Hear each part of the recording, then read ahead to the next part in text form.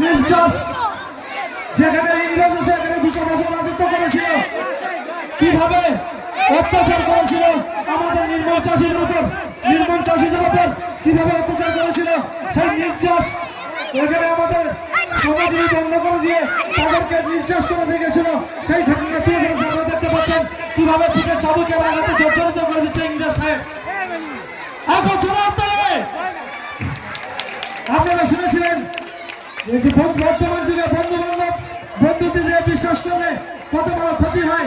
হৃদয় বলে যে ছেলেটাকে ডেকে নিয়ে বন্ধু বান্ধব তার মাংসটাকে কুচি কুচি করে রান্না করে খেয়েছিল, সেই ঘটনাটা আপনাদের সামনে তুলে ধরেছে এই মাঠে।